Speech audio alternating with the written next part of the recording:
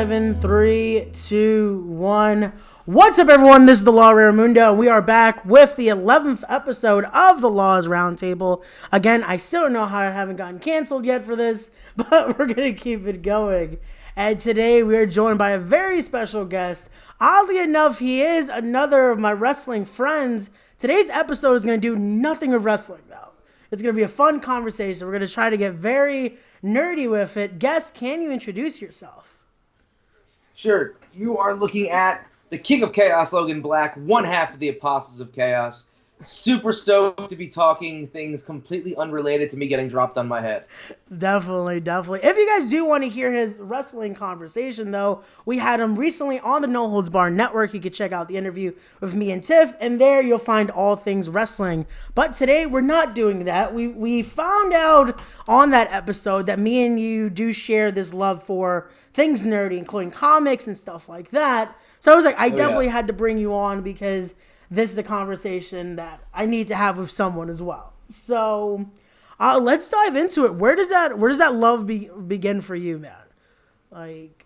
Oh, dude. So I don't know if I mentioned it on the wrestling interview, but I grew up. My grandfather was remarried 3 times. I've got 7 uncles, so a lot of male energy. It was the reason I got into wrestling.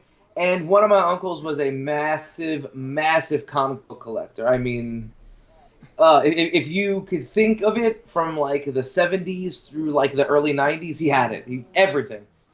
And pretty much that's what it came down to whenever we'd hang out or anything like that. That was the one thing that we could really connect on. I mean, I'm sure you've got like nieces or nephews or like cousins who are much younger. It's what do you connect on? Like, oh yeah, what are you watching? Paw Patrol. It's like, I don't know what that is, but we can connect on comic books and like comic book characters. And I liked, X-Men, and he was a huge X-Men fan. The reason that I'm a fan of Wolverine is all because of my Uncle Richie. So that, it all goes back to that. And then I guess from there, finding the ability to enjoy that, because I mean, I think I'm a bit older than you, but for a long while, being a comic book nerd wasn't cool. Like legitimately, comic shops were like, oh, who goes into those? And like now it's all cool because you could buy toys and comics are cool and everybody goes to Comic-Con.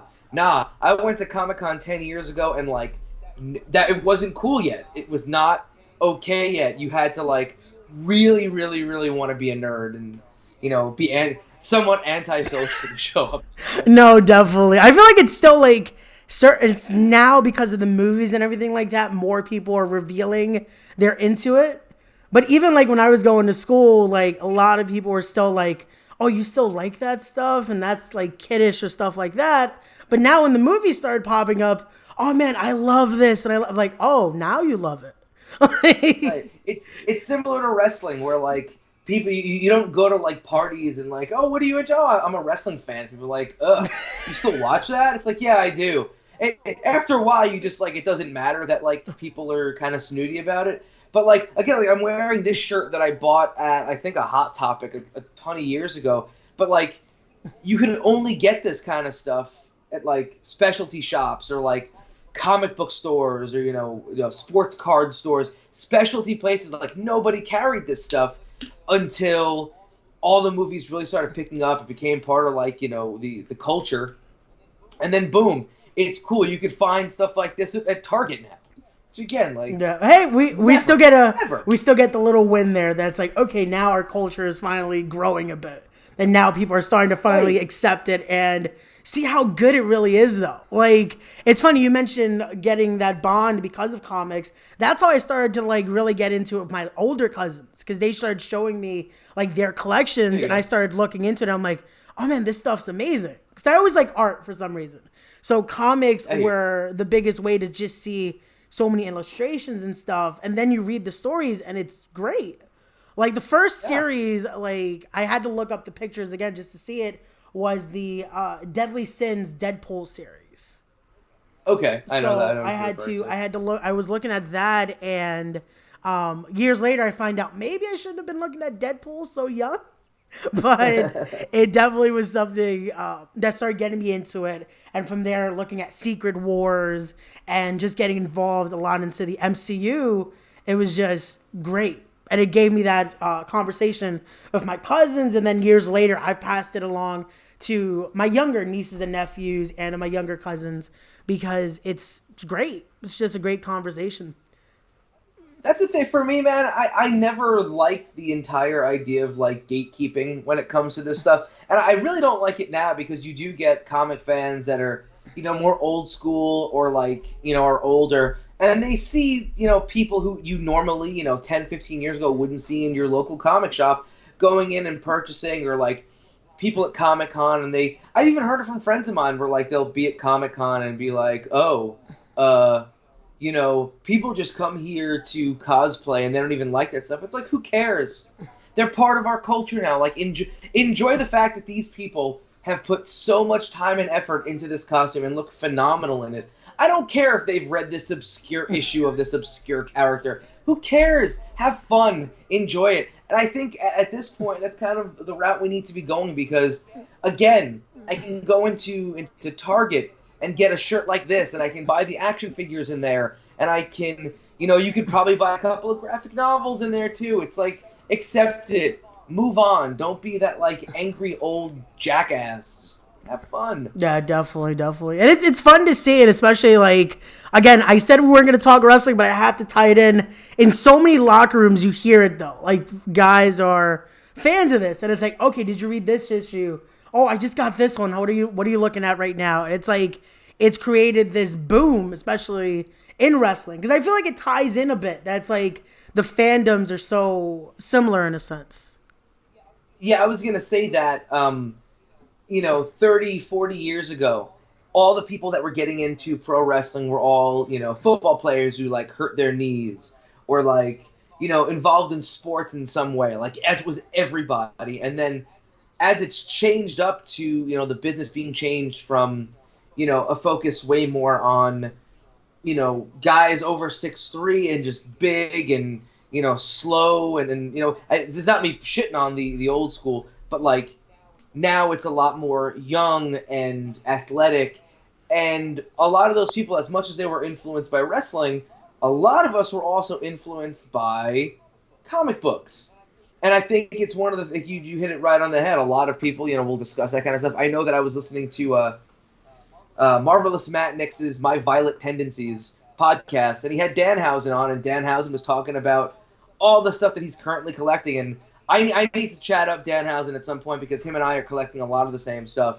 So it's really cool. And that's another thing. Like, you get in there and you're like, oh, I'm collecting this. I'm collecting this too. Oh, that character sucks. Well, screw you. And then like everyone kind of just jokes around because, everybody's got their different fandoms. And it's the same when it comes to wrestling. I think all the nerdy fandoms in the world all kind of fit in on the same, diagram, so to speak. No, definitely. Especially like with wrestling, like you've seen it, like a lot of guys will even inspire their gear. Like Johnny Gargano is so guilty of it that he's done Iron Man, Wolverine. I think last year at one of the takeovers, he did a Captain Marvel inspired one just because the movie had just came out. And it's like the fandoms really do unite because, again, end of the day, this is how I look at it too. With wrestling, it's like, they're normal humans too. Like for fans watching this, because I always get those questions like, oh, how do you talk to this person? It's like, cause they're just a person. Like, like it's the biggest thing. Man. I've the scenes that I grew up in, which were comic book nerddom in general, because I did collect a bit as a teen and a kid, picked it up again in college, but like wrestling and comic nerddom, and then like the punk and hardcore scene are all very like, it's a bubble. Everyone is in a bubble, and you cannot leave the bubble, and it's weird like that. But they're all very similar. A lot of gatekeeping and all that stuff, but all very, very similar, kind of situations. But at the end of the day, like we're all just humans. That was the one thing I think that I mentioned it on the show before. Like what punk rock taught me, which is we're all humans. We're all on the same level. Like don't give any of that rock star stuff. And honestly, like I think it should be the same in wrestling. Like, we're all humans. All those people are all getting off the same planes. Everyone's riding coach, for the most part. Definitely. But again, it's like, and again, that fandom, I feel like it's just great to see. Like I've had conversations. Like the biggest, like nerd in this because of just so how much he collects, but he's gonna hate me for calling him a nerd right now. Is my buddy Anthony Gangone. Like that, the collection he has is just like it goes from MCU to DC to horror to even Power Ranger stuff as well. That's where me and him kept talking because I'm a big like Power Rangers fan as well. That it's like you see it and you're like, okay, like you said, you can have that discussion like, oh yeah, I like this guy, I like that. That guy sucks though. It's like screw whatever. Like, and again, you become. I know his horror collection is pretty big. Oh, it's huge, man. Like I started recently again getting into that collection because of the movies again making me bring back those memories. Like when I was younger, I wasn't as big into the horror collection because I didn't even know those existed. Like you always see like the Marvel toys, you see DC, but you never really see like until now that like NECA is taking everyone's money with the amount of horror toys that they come out with. Yeah. You know, again, this is maybe me showing my age, but I remember when McFarlane Toys started doing all the toys for like horror movies, or like they would take fairy tale characters and like people, and then they did a line of like serial killers. McFarlane Toys were the ones that would get on that stuff years ago, and I thought all that stuff was brilliant, but I was way too broke to afford collecting that stuff. And I know, now NECA is killing it with everything. Yeah, right now I'm even looking at it right now, like in my room, and I'm just seeing like a bunch of NECA stuff. Like especially like I'm big into the Child's Play collection, and it's just like every time a new one comes out, it's like, here we go, more money. Like it's between NECA and just the comics now. Like everyone is becoming like coming out with a new issue of this or a re-release, and it's like, our monies. For me, what always kills me, because I hold off on toys simply because if I decided that I was going to start collecting toys, that'd be it. Like I'd be broke and I'd be out on the street. They'd get me. I have like 3 or 4 toys that I've collected, and that's it for me. But with comics, what gets me now, and it's I always swore that I wouldn't do this, but then I get caught up in it, is like. So most recently, they've been releasing for all the Marvel stuff. They've been releasing the Alex Ross variants, and I think Alex Ross is a brilliant artist. So I've been trying to collect all of those. So I have to get those, and then the normal issue. So that's off the bat 2. Then everyone's doing we get these like milestone issues. Batman 100 just came out this week, so I had to buy that. I'm gonna head out in a couple of hours to see what variants I could get on that. They released Detective Comics 1027, which is the 1000th anniversary of the first appearance of Batman. So I had to get a couple of variants on that. Anything Moon Knight related or Punisher related that's a variant, I got to pick that up too. It's like, all right, like you guys got me. And then when they were doing House and Powers of X, I had to get all the connecting variants, which cost me a buttload of money. But again, going back to wrestling has afforded me a lot of opportunity financially to be able to be a nerd like this and throw my money around as such. I'm a very, very lucky person. Definitely, man, definitely. So if you're hearing, guys, definitely go buy his merch so you can help him with his fandom here and his nerdy tendency. Go right ahead, and in fact, if you buy any of my merch on my Big Cartel store, that's kingofchaosnyc.bigcartel.com, and you leave in the note in the notes and go, tell me what you bought with this money. I'll send you a picture of me with whatever I ended up buying at the comic shop, guaranteed. Well then, or who knows, it might go towards a new I don't know, whatever else I need for this house. But I can guarantee you can have that kind of control over me. I'm perfectly fine with it. Well then, there you go, guys. The links are going to be in the description down below. Like even today, I saw you shared a new shirt design on Pro Wrestling Tees, correct? That you started sharing the link to that. Yeah, we had, again, speaking of nerdy stuff, we've got the Apostles of Chaos Ren and Stimpy shirt. It's me and Chris Benet as Ren and Stimpy. That just went up last week on Pro Wrestling Tees. I've sold a bunch of shirts already, which is really awesome, but I would love to sell some more. we've got a new shirt also up on my Big Cartel, but I'm gonna hold off on hyping because I want to stick to nerdy stuff. And like you said, those links will be up. Yeah, definitely. I'll put everything will be down below. So if you guys want to check those shirts out, you definitely should. And again, if you want to see what he buys with them, just leave it in the note and he'll let you know. Yeah. It'll continue off this episode. There you go.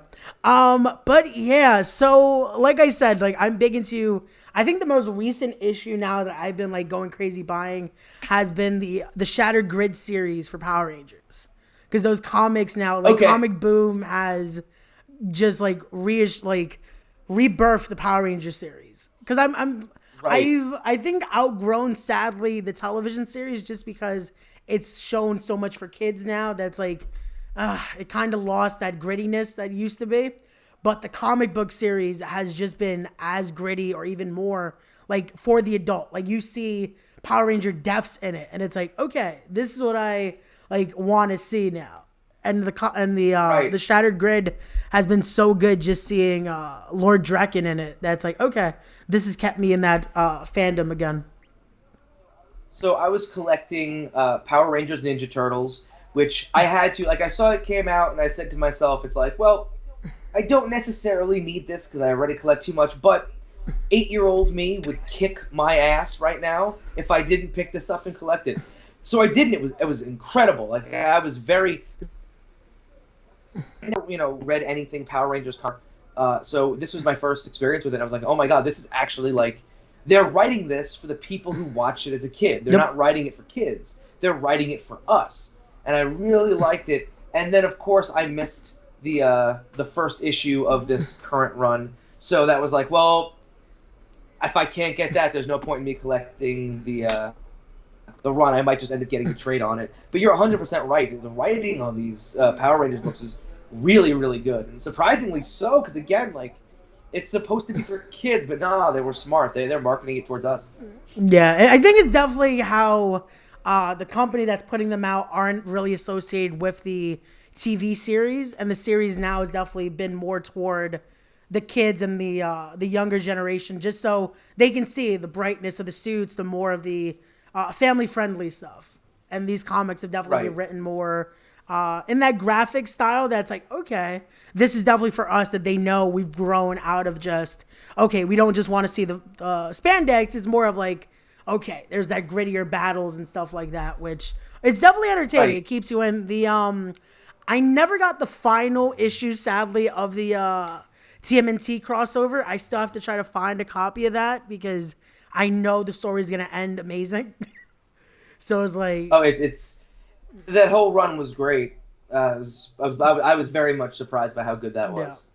Yeah. Like, again, that's... And, again, talking about going back to, writing for us, there's a reason they picked the original 5 Power Rangers to focus on in that show and didn't, haven't given us anybody, or the original 6 with Tommy. Yep. But, like, it's a reason why, because they know that that's our emotional connection. And that's, storytelling 101 is that emotional connection. Definitely. And that's what you want. You want to, especially when you're writing, you want to be able to grab them by a certain attention, and that emotional connection definitely makes you want to continue to read and look more into it. And they know that's going to lead to sales. That's going to lead to money. So, end of the day, it's a great business strategy there for... Comic Boom. Certainly. So, but yeah. So what would be that series that's still grabbing you like today? If you have to choose something that you would pick up like right now to go read, what would it be? So I'm already picking up so much to read as it stands. I'll never turn Batman away ever. Batman is my go-to. My emotional connection is always to Bruce Wayne and Batman. I gotta say that I'm not the biggest fan of James Tynion's Batman, especially after like 80 some odd issues, or even like maybe 90 at this point, of Tom King writing Batman, which I thought was among my absolute favorites of anything that's been done on the series. This one just has a much less. Tynion even said that he writes Batman as this like.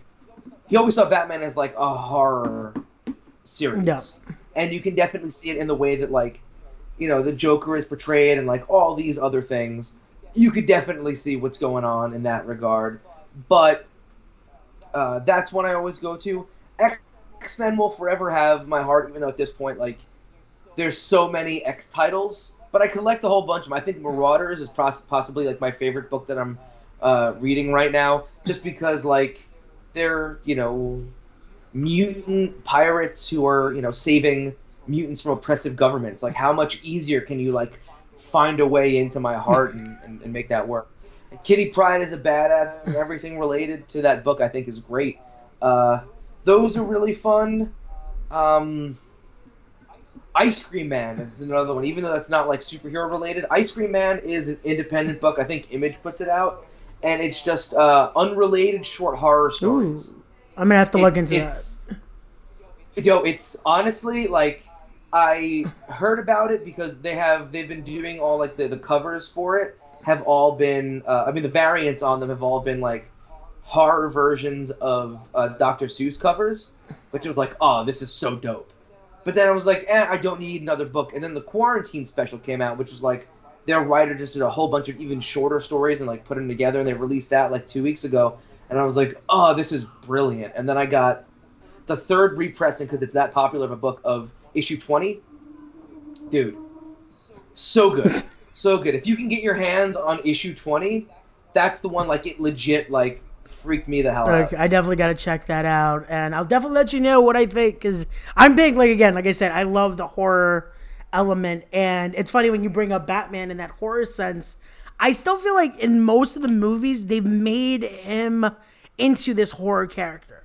Like, especially now with the newer one coming out, just the trailer alone, I see them giving him horror elements, which is weird, because I don't think the original concept, even for the Dark Knight, was supposed to be as gruesome. When you think like heroes, you think of heroism and being man of the people, but when you see that, it's like, it's so gritty that it's like, you kind of want to see where it goes, though. It gets you intrigued by it. Yeah, I think in the early run of what Tynion was doing, I was like, all right, this is cool. And I even like the beginning stages of like the storyline behind what they were doing with Joker War. But like, I don't feel that sympathy for Batman and that like inner struggle that he always has, because Tom King, when he was writing it, did this whole situation where like, is Batman going to like turn his back on his family?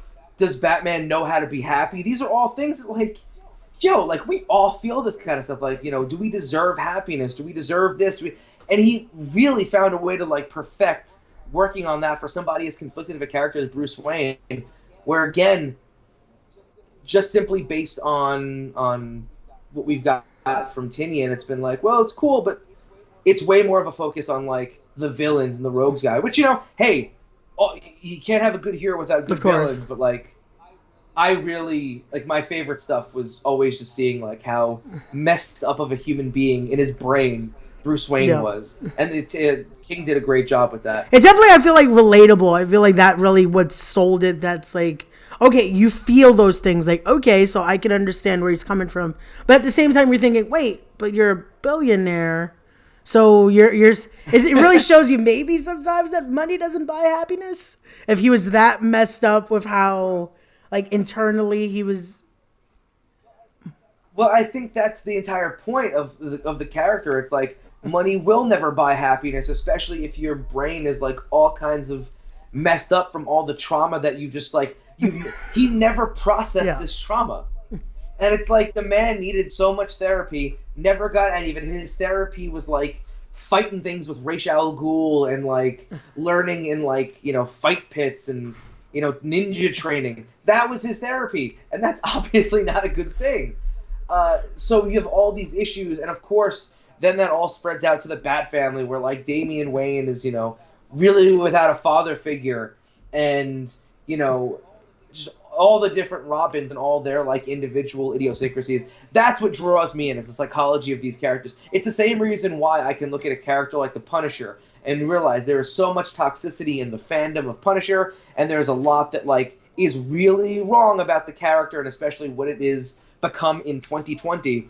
But I could also see that, like, yeah, Frank Castle is a deeply disturbed person, and that's what draws me in. Not him blowing massive holes in bad guys. It's the fact that, like, the amount of times where it's like, you've won.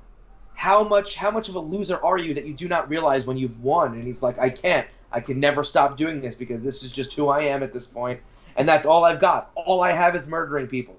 That's what attracts me. Yeah, it gives you those character traits, and it's the psychology of it that makes you want to come back. It brings you in, and again, it ties like a little bit into wrestling. That's like the psychology of storytelling. It makes you want to watch it full. You want to make it makes you want to keep going with the story until you see where it can go. And sometimes you don't get that finish. You don't get that full ending that you're like, okay, now I have to see where does this go from here. Right. I think that's always what has drawn me in to the characters. And I'll be honest, like, I made this point with my partner as well, where, like, all of my comic fandom was all brooding, angry white dudes. Again, Moon Knight, Punisher, Batman. And Wolverine. Yeah. Those are my guys. And I was like, you know what?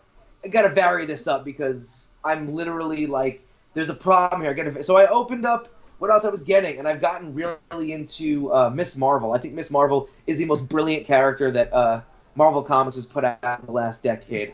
Absolutely just brilliant stuff. Okay, so the change is coming a little bit with your interest at least. Well, I mean, there's a lot of stuff I'm switching up now. Like I'm making sure that like I am getting, I'm more well-rounding the characters. Like She-Hulk is something else that I'm always like trying to pick up and collect at this point. Anything She-Hulk, just because again, the dichotomy of, you know, She-Hulk as this big, violent, you know, thing that could like crush anyone like that.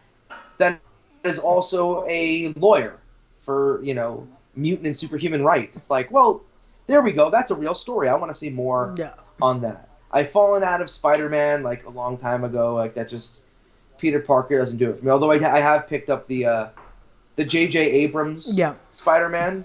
As J.J. wrote a couple of issues. So I picked up that because it's just a mini-series. But yeah, like I'm trying to round things out to try and just get different perspectives, different writers. Yeah, it's a time just trying to switch it up and not just be stuck to my brooding white dudes. Well then, but let's keep going with the fandom though. Does it just lead into the comic land and that, or are you also a fan of the movies? Like I mentioned earlier, I feel like now that's what's bringing in more fans into this realm of comics. Do you enjoy the movies as well, or is it just comics strictly? 100%. I'm very, very much into the movies. I try my best to get out and see as many as possible, although, like, you know, they can be kind of expensive here and there, especially if, you know, you're taking two people. I'm not the type to go to the movies on my own. I'm way too awkward to do that, so I'd always try and go with somebody, so that at that point, you know, 2 tickets, and you can't go without popcorn, so it gets a bit expensive. But I do like seeing this stuff. I think the last one I saw before quarantine was the Harley Quinn, the Birds of Prey, which I thought was really, really fun. I'm really bummed that I was unable to see New Mutants because, like, they released it, but it's New York theaters aren't open. So New Mutants was out, and I collect New Mutants, so didn't see that one. I thought Suicide Squad was absolutely garbage, but I am interested in seeing what the new one looks like because it seems to be a very different style. Yeah, I try and see as much as I possibly can, and then if I don't see it in theaters, you know, we've got Netflix. Definitely. I feel like I always argue with people about Suicide Squad. Like, I enjoyed certain elements of it. The film itself wasn't the best. I'll agree on that. But, like, I actually liked the Joker in it. And I feel like that's where I get the most heat for it because everyone says they weren't the biggest fan of Jared Leto's portrayal. Like everyone could agree Margaret Robbie was one of the best Harley Quinns, but yeah, she was. But Jared Leto, it's like it depends on who you ask where they see him as. Yeah, I mean, so I wasn't a fan of that Joker, but I can understand where somebody could be. And again, like it's fandom. Like if someone enjoys something, let them enjoy it. So there's nothing like I can't be like, no, he was terrible. You're wrong. There is no wrong. It's opinion. It's art. But like, for me, it seemed like I don't think the Joker was too much because he played such a small role. for me, the issue was like I don't think the writers understood any of the characters at all. Like, yes, they're gonna have to make Will Smith, a sympathetic character in Deadshot. Sure, but I feel like the entire badassery of the character was taken away. Harley Quinn is supposed to be a complete and utter maniac, and even though like they're trying to again setting up that Birds of Prey movie, at the same time I think the thing that killed me, and I even let out a groan watching the movie, is at the end she goes, these are my friends. I'm like, ugh, doo doo, straight up doo doo. It seemed like it was written by somebody who was trying to appease, the people at the movie studios and be like, here's your movie that you wanted that's going to make you $1 billion, instead of actually like setting up these characters with nuance and making people care about them and like, yeah, they're criminals. Let's make them criminals. Yeah, that's the thing too. I feel like that's what exactly you nailed it on the head. They wrote a movie, but they didn't write a comic movie. They didn't follow at all the story, and I feel like I get it, but they've also done this with so many other genres, and it's like, why write it if you're not going to write it how it should be told? Like, that's the big thing with all this. It's like, there's a story to it. If you want to really sell it, sell the story. Like, it's not that hard. Like, it's already written out for you. Like, a lot of these characters, I would agree that it's like, it lost the element of it. Like, even in Birds of Prey, like, I love the movie as well, but Harley was still like not fully what Harley is, and it's like, where are we going with this? There was a lot that was kind of off about it. I wasn't a huge fan of it, but I haven't really liked a lot of the DC movies. I thought Shazam was a lot of fun, but I wasn't big on what was the other one? Justice League. Yeah. I thought that was terrible as well. Yeah, I hated that I didn't like it. I felt like that was gonna be. It looked like it was going to be a success, and then it comes out, and it's like, I had to facepalm, like, during most of the movie. I'm like, why? Where are we going with this? Yeah, I think DC has definitely, like, not done a great job in their cinematic universe, but let's hope Batman switches it up because, it's Batman. I don't think they'll ever get Superman correct because he's just... I mean, I can't stand Superman. I'll be real with you. Like, if you're talking about one character that I have never once enjoyed in any way, I begrudgingly buy the Batman Superman comic just because Batman is in it. But, I've never had any interest in Superman. And I think that, like, when you're writing a character as big as that, you really can't be making the kind of mistakes that they do and trying to just have fun with it. Why not create a fun movie that is based around this character instead of trying to like recreate what made the Dark Knight trilogy stuff good? Like, we have to make a serious Superman movie. No, the stuff in the '80s worked because it was fun. Yeah. It's different. It's different timing. It's different, like, and you have to see what works and keep it going. Like, not try to just again make money off of it. Try to make it entertaining because that's what's gonna make the profit. That's going to make the fans want to buy in and want to continue to watch the series. Like, right. It's why I enjoyed Shazam, is because they were just like, we're going to make a fun movie. That's, we're going to market this towards kids too. It's going to be a PG-13 superhero movie. And they did it really well. They weren't trying to like, make it Shazam find something, crazy and like make it like huge and, this big crazy villain that's like, with these deep-seated issues. No. He's fun, he's a kid, he makes fun jokes. Everyone has fun. And again, that's what you want to see. You want it to be entertaining, so you're like, okay, you enjoy the movie. You don't have to be like that. They're like, what am I watching? I feel like... Not everything needs to be the Joker movie. Not everything needs to be the Dark Knight Returns. No, just... change, make something different, make something fun. So with your fandom toward Batman, who would you say? Do you have a favorite of the actor that's played him so far? Because there's been multiple. So yeah, so I this is gonna be weird. I'm gonna start with Ben Affleck when I say that I think Ben Affleck is everything that you could want out of Bruce Wayne. Okay.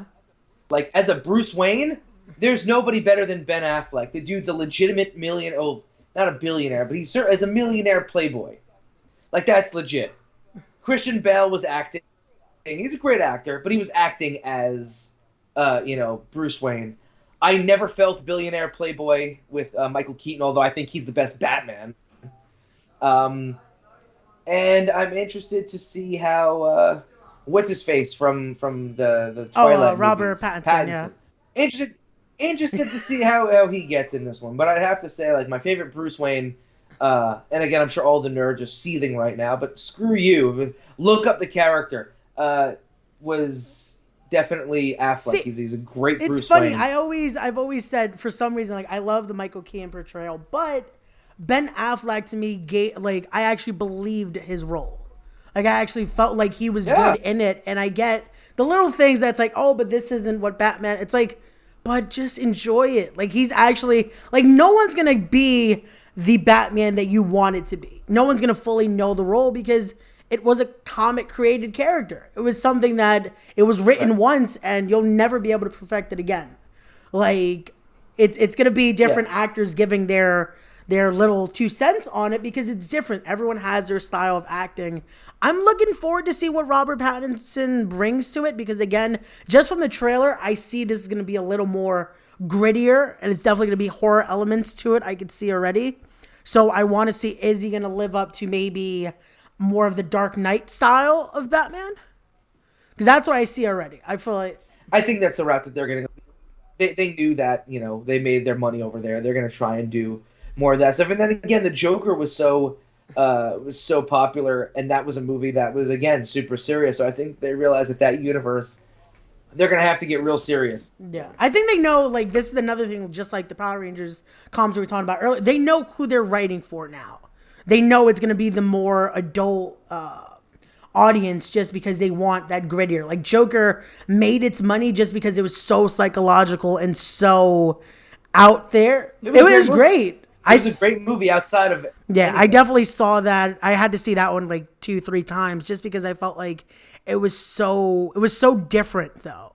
Like, it was finally something that was like, okay, this isn't just your ordinary comic book based movie. It was something that had so much in it that's like, okay, you have to watch it a few times to fully grasp what you're watching. And even after the 3rd time, I was like, I still had questions, which were good though. It wasn't like, it was like, it was more like, okay, I want to see, what was this though? What was that? Like, it was more of those like intrigued questions. I have a theory about that movie. Sure. So my theory is that whoever, I don't know the writer's name, but whoever wrote this movie called Arthur the Clown, and it was a psychological thriller, and he brought it to whatever, movie studios, whatever. He's like, I've got this movie, it's a psychological thriller about this clown, and it's kind of like Taxi Driver, and, it's a similar vein to Taxi Driver, where this guy just had enough, and, can't take it anymore, and he goes crazy. And everyone's sitting there, and they're looking at it like Arthur the Clown. And then one person in that boardroom is like, what if we called Arthur the Joker? And another hand goes up, yeah. And what if instead of the whatever mental institution, we call it Arkham? Yeah, and what about if we add this little part in here where it's actually Thomas Wayne that's his father and not this other rich guy in the city? And then, boom, we can shoehorn in a scene at the end that has nothing to do with the plot or anything that we've ever put together of Bruce Wayne's parents being killed. And we connect it in, and we label it Joker, and now everybody's going to want to go see it. That's my theory, because if you take out all of the elements of the Batman universe in that movie, you could completely do that, and it would not affect the plot in any way. Okay. And I can see it. Because it's very, like, you only get the little elements at the end where they try to tie everything in, just so you still know it's a Joker movie. That's what I'm saying. So It felt shoehorned at the end when they did that scene with, Bruce Wayne leaving the theater, because it was just like, well, was that necessary? No, that would play no part in it. If you changed Thomas Wayne's name to, like, Joe Smith and just made him the richest guy in whatever city it was, it wouldn't change a damn thing. I feel like it was really just If you thrown in changed, just so you it's know- like, oh yeah, this is still a Joker movie. It's like, we didn't need that. Like, I feel Right. like a lot of people are like, who'd they just Yeah. kill? And then the more fandom ones are like, oh, it's the Batman story. It's like, did we need that? It was its Right. own. I feel like the movie itself was its own thing that it didn't even need that tie-in. Because I don't even see if they continue Right, it. which is I don't why think they would even bring in Batman for this for now. Because there's so much they can work on it. No, I think that their entire goal was to make a great movie, and they managed to put all those elements in there to kind of tie it to the Batman universe. And they struck gold because, you know, the amount of people that saw that, probably just based on the fact that it was called Joker, you know, probably doubled their profits. It's a smart move. I can't disagree with it. My biggest theory with it, though, just because of how many turns it took, I feel like the whole movie was in his head. I still feel like nothing happened. Yeah. Like, all that was just him No, I locked definitely see in, that. and he... What's funny, because even at the end that he's running away, it's like, wait, so was he just locked in the whole time? Like, it leads for more I think storytelling. you might have struck It leads out. for more storytelling, because we could just get more episodes of just what he's thinking is happening. Because there's Certainly. always the opposite effect. There's the theories of, oh, is Bruce Wayne just in a mental asylum, and that's why he sees people called the Joker and the Riddler and this and that. Meanwhile, it could be... I've seen that one. I feel like in this one they did the vice versa effect, that it's Joker really that's just imagining everything.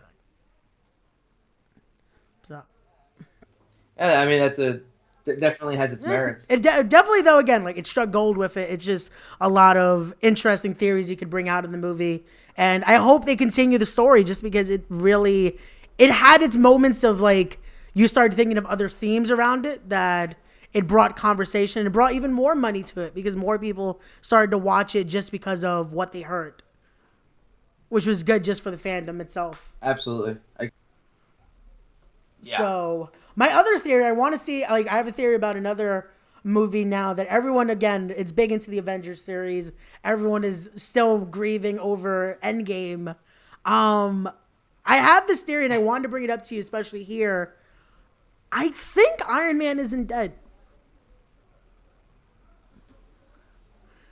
I feel like Iron Man is not dead. Yeah. I feel like, because again, I started looking back, especially at Secret Wars, and he fakes his death in a way. And I feel like with him, he keeps, Robert Downey Jr. keeps saying, no, I'm not coming back. I'm not coming back. Why are you still so close to it, though? No, I get what you're saying. I probably, just because of, you know, all other things, I just don't think Robert Downey Jr. is ever going to come back for any of this stuff. And I think at this point, if they go back to the tried and true of what they did for, you know, the first round of Marvel movies, or Phase 1 as they call it, I think it's Phase 1. I don't pay attention to that stuff. But if they go back to what they did there, you're just rehashing stuff instead of being able to build off of that and go further up, which I think is what they're going to end up doing with, you know, they're doing the Inhumans, right? They're doing all these other, you know, Marvel-based movies. Shang-Chi, which I have no idea why they're doing that. Of all obscure characters to pick, you're going to pick Shang-Chi. But all those, I think that's where they build off of things and kind of change everything up and, you know, kind of start from scratch. And then maybe after this, you put all of these things together for one big, giant conglomeration of a movie, and then you make, you know, billions and billions. Oh, they're definitely going to continue to. I just feel like it would be the sneakiest thing just because of all the heartstrings that were pulled because of this movie. But I feel like just because it would be the most mind-boggling twist to see that happen in a movie form. Just because it has happened in comics so many times that they've faked so many deaths, and then it's like, wait, so he didn't die. Especially how the MCU is. No one ever dies in these movies fully. Like, I think you start to lose the mainstream non-comic fans, because us as comic fans, we've just come to accept, like, oh yeah, this person died, and they'll be back, and, you know, it's at some point. I think the mainstream fans just start to, like, really get turned off by that kind of thing. So I don't know what route they're going to go, but I will say I'm excited to see where they do it. Definitely. But yeah, that's my little conspiracy theory there. There was like, maybe I want to see what Logan thinks about it, because I know a lot of people that it's the biggest argument. Like, no, he's finally dead. Like, that's it. Like, they wouldn't play with our emotions like that. But what if they did? Like, just to make some more money off the series, especially with, I feel like the biggest route was finally now passing it over to Spider-Man, and with Sony kind of kiboshing that a bit, I felt like they might have to take other routes.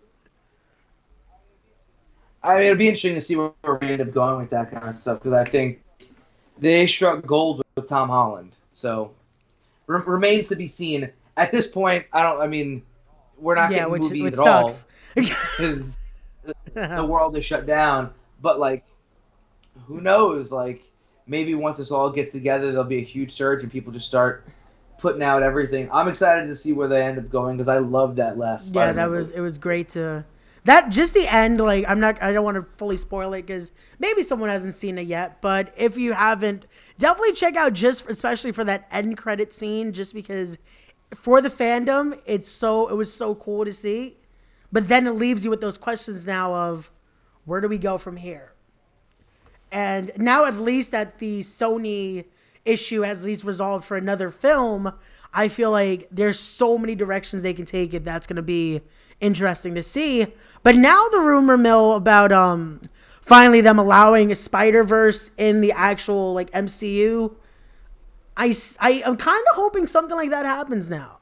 That there were the talks of Tobey Maguire and Andrew Garfield coming back. That's the one. I couldn't. I was blanking. I'm like, I just saw this. And yeah, Andrew Garfield. I'll tell you. I mean, we've already seen that's my thing. I think we've already seen a Spider-Verse movie. Leave that alone.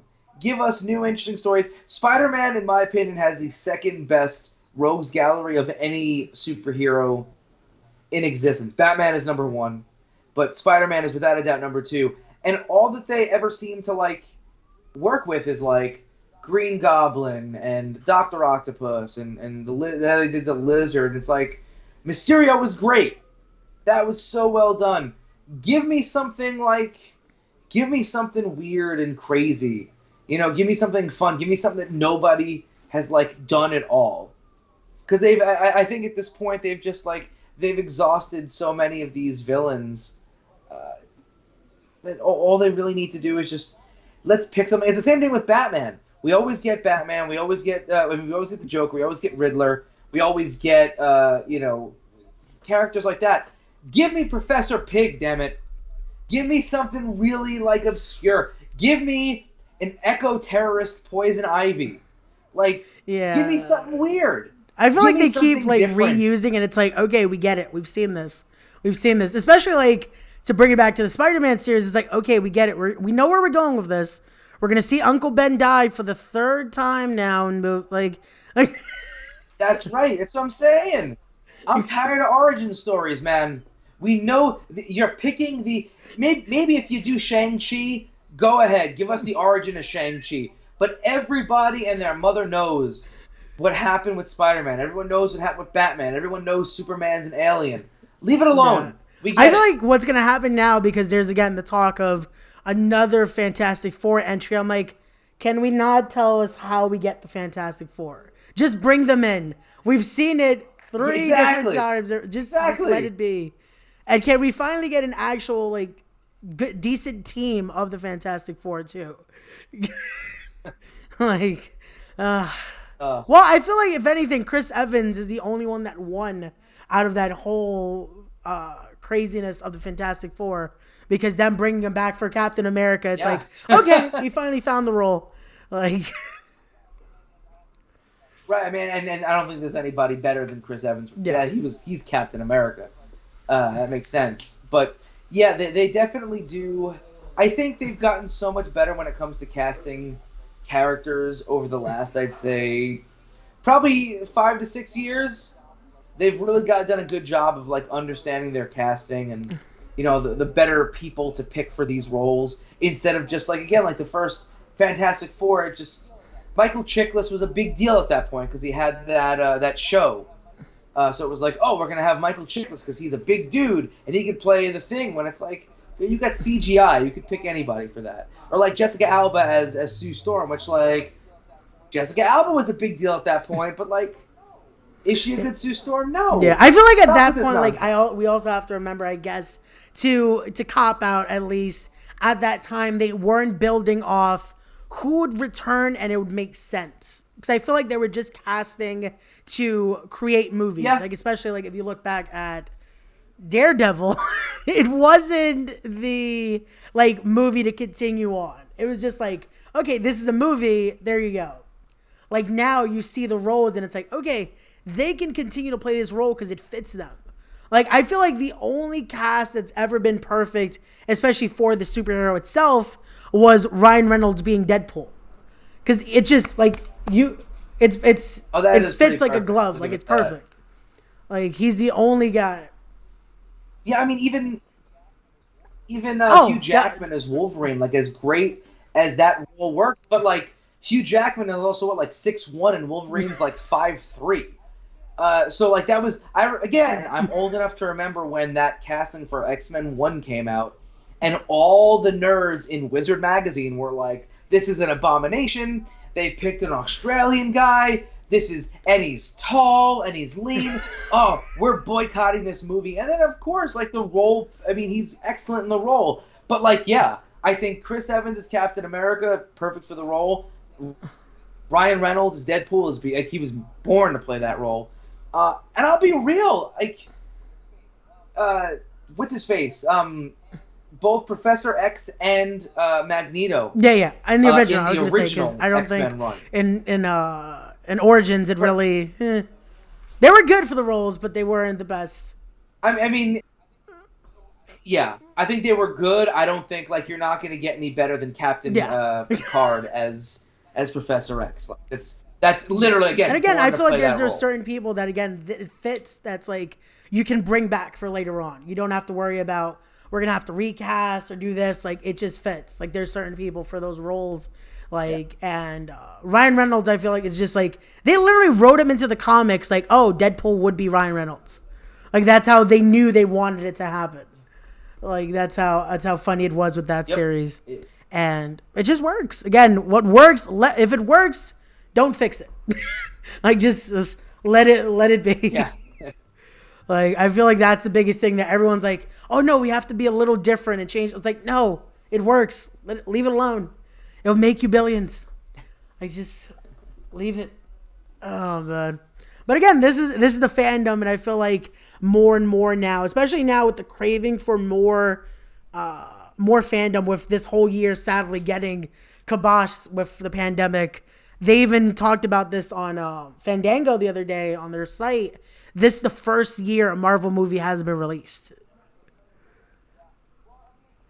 Yeah. Well, I mean, New Mutants was out, but that I don't know. I was gonna say because they didn't even consider it. I know there are theaters because they were saying how the next year would feature like Black Widow and all that, and they. Well, that might have been Fox doing that because Fox owns X-Men, right? And that's why they can't be in the Marvel Cinematic Universe. Yeah, so I think this was the same deal where it was Fox and it wasn't Marvel. But I mean, still technically a Marvel movie. But yeah, like, and we're not getting much of anything at this point, and it's unfortunate. But it's safe that we all don't end up in the movie theater together. All just that little like. I remember when they started saying, "Oh, there's a chance of theaters opening." I'm like, "How?" Like, let's be real. Even when before this, the theater wasn't the cleanest place. So, right, a lot of people are making a lot of poor decisions. So it's surprising they didn't make that poor decision. But again, no, I guess we'll have to. Remains to be seen. Hopefully next year we can get back in there and see how. They continue to portray the fandom on the big screen, so.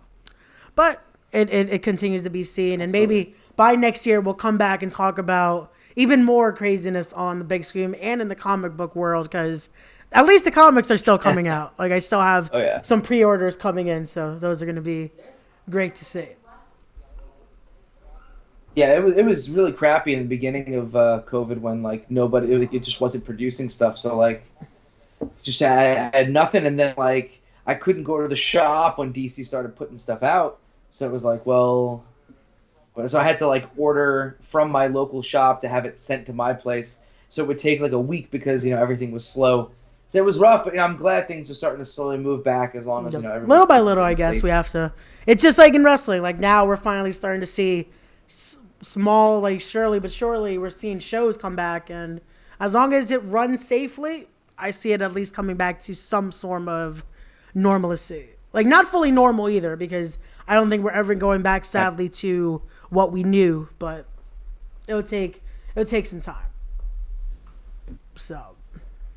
But I also before we start wrapping this up, I do want to bring up with the episodes I've been doing for Hispanic Heritage Month, or Latinx, I should say, as well, to fully say everything. I wanted to bring you on also because you are a part of the community, you are a part of the cultura, and not many know that, because I feel like they only look at your gimmick name and they're like, oh, it's Logan Black. It's like. Right, I don't tan particularly well. I can feel you, because I don't either. Right. So that's the thing. Like it's just similar to any racial group. We come in lots of shapes, sizes, and colors.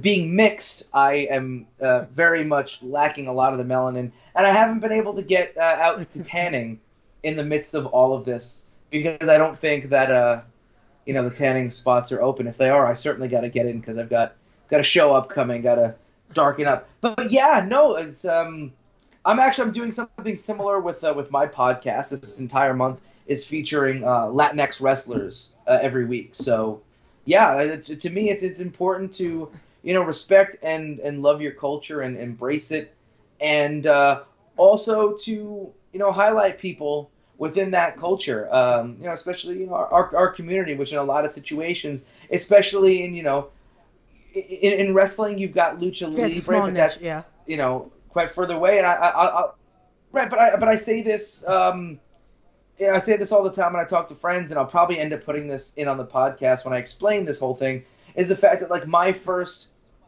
introduction to my own culture being featured on TV and recognizing it was Savio Vega in like '96, because he wore the Puerto Rican flag. And it was like, at that point, I was like, yeah, I like this guy, because that's something that I could associate with. And like breaking that down at the time, it was, like 9-10 years old. And that was the first time that I saw a wrestler that was like legitimately out there and, Latino. And, Scott Hall was trying to play a Cuban, but he's not. But like I also didn't see it like that. Like this was like being featured. So I think that it's important to kind of feature, our culture out there, so that little people see it. I was saying Jay George, the unpredictable Thunderheart Jay George. I was saying it to him the other day in terms of representation. I go, if there is a little Dominican kid in the crowd with big curly hair who sees Jay George and goes, oh man, he looks like me. That's all you need, man. Definitely. That's inspiration. That's what started it for me. So oddly enough, again, Savio Vega inspired me to get started. Oh man, no, but again, that's why I was like, I've been trying to have that the whole month, because I feel like, again, like I had this conversation with Hoke just on Monday, and we talked about how little things that you see that originally in wrestling, we had Savio Vega actually be proud and showing it. But then the roles were so different. You saw, with even later on in wrestling, the Mexicals who were treated a certain way. Even Eddie Guerrero's first original run, it was more of like, oh, he had the lie, cheat, steal. But then they paved the way to see Latinos in a better light. Like with Rey Mysterio, you see, he didn't have to be portrayed as a certain thing. You just knew, and it was respected. It was the patriarch, especially with the mask, that was like, okay, it's bringing lucha libre to the American front.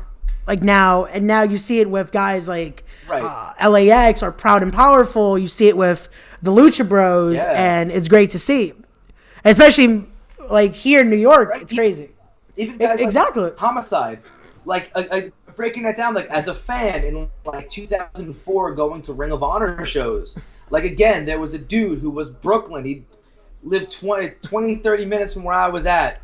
A proud Puerto Rican. It's like, all right, this is telling me that, like, what I see in there, and obviously, like, is could be in for anybody, you know what I mean? But that's why that representation matters, and it's, again, one of the reasons why I try and focus on representing everybody when I have guests on my show, because that's all it takes is one person to be inspired by you or your actions and who you are, and see that connection. Again, we're going to full circle this again, that emotional connection. Once you've got that, that's it. You've inspired somebody, and they've exactly. No, and I even did that the other day with a video I put out about the top 10 influential Hispanic, Latino, Latinx, and I told the story. The reason I even got into wrestling, and I feel like so many, especially Latinos, can tell the same, was Rey Mysterio and Eddie Guerrero at Halloween Havoc. That one match, allowing them to tell the story, and again, two Latinos being featured like that, it was so inspirational. And then, like, years later now, I'm a Brooklyn kid, so I grew up, and oddly, I was lucky enough to have this conversation with Steve Mack. Him and Loki lived, I think, 10 minutes away from where I'm living right now. So it's like seeing where they started to where they're at now. The names like Steve Mack, Dan Moff, Loki, Homicide, Eddie Kingston, and it's created such a big thing that's like, now hey, these are also Latinos who came from the same areas like we do, and it inspires. And just like you said, it just takes that one person to inspire someone. Yeah, and there's that difference between existing, because again, like we said, we had the luchadors, you know what I'm saying? Like you had the dudes, with Mexican-inspired gear out there to kind of, show that culture. But outside of Ray, years later, like, they were never featured. You know what I mean? It's WCW. You got that later on WWF, but again, it took all those years. And I remember my father telling me about going to shows in Madison Square Garden years ago, and Pedro Morales being the guy that, like, sucked in his fandom. So that's all it takes, man. All it takes is one. And this is, true for any ethnicity, any group. It's important that people were able to see Booker T featured, how he was, and being like legit. The dude was, a multi-time champion. Like, that is featured. Good. You need more of that. We need more Sasha Banks. Bailey is one of us. So it's like we need a lot of that out there to inspire the next generation of kids out there. And again, Proud and Powerful and Homicide, I put those guys out there because they're 1,000% inspiring tons. No, it definitely is. And I feel like, again, it goes, like you said, with every ethnicity, no matter what. It's just looking at someone to be able to say, hey, they look like me. It gives me that hope. And that's the most important thing. And it's the best thing because it gives you, like we said, that emotional connection. And it's great to see. And I hope for more people, especially if whatever ethnicity or whatever culture you come from, embrace it, respect it, and don't be scared to be proud of it. Show who you are and live by it every day, because that's who you are. That's what defines you and what defines your character as a person. So the beauty of living in New York, man, is the fact that, like, I mean, not so much now because everything's shut down, but like, if you're Italian, you got the San Gennaro feast, and you could eat sausage and peppers nonstop for a week, which I don't need that kind of heartburn, but I respect it. St. Patrick's Day parades. We got, the Puerto Rican Day parades, all the Caribbean Day and West Indian. Everyone's culture can be celebrated, and we can all kind of work together. And New York really definitely. It's a melting pot. It's literally, like, it's the most cliche thing, but it really is the melting pot of all cultures. And again, be proud of it. Just be proud of it, guys. So, again, sadly, we are coming down to the end, because if not, we could be here for more hours talking fandom and just embracing our culture. But I'll definitely have to bring you back, man, because there's going to be a lot more to talk about. And hopefully by the next one, we'll show whatever new comics we've purchased as well. But if they want to find you, man, plug away. Yeah. It's that time to plug everything. Sure. All right, let's rev the engine up, because you know me, and I'll plug everything. You can find me on all social media, Facebook, Twitter, and Instagram at King of Chaos NYC. And you can check out my podcast, the Year One Wrestling Podcast, literally anywhere that you can find a podcast, it's there. on social media at year1pod. And then also, if you'd like to support me financially, you can go ahead to, there's two ways to do that. You can go to my Pro Wrestling Tees store, which is all exclusive shirts. That would be Pro Wrestling Tees / King of Chaos NYC, or my Big Cartel store, which has pretty much everything that I would have at the merch table at shows that are barely going on at this stage in coronavirus. So you can check that out at kingofchaosnyc.bigcartel.com. And if you follow me on social media, that stuff will be posted all the time, so you can't escape it. And thank you, dude. Thank you very much for having me on. I genuinely appreciate getting to talk things that are not necessarily pro wrestling and that also are things that I'm super of course, passionate man. about. That's So why I thank told, you. like, the last time when we spoke, it was like, okay, now that I know you're definitely big into this, I'm like, we have to talk about it. Because that's what I try to do here. Like, oddly enough, I brought everyone that is associated with wrestling because that's who my friends are and that's who I've known for so many years. And it's like, we want to talk something else, though. Like, we're kind of tired of just the wrestle talk. So it's like this needed to happen and it was great. Yeah. Thank you again for coming on. But guys, if you enjoy what you see here, don't forget to like, comment, and subscribe. If you want to follow me on social media, you can do so at Ray_Ramundo. A lot more content coming soon, especially now with these a lot more frequent. So guys, as always, be good, be wise, be genuine, just be better people. And I'll see you guys on the next one. Peace and follow.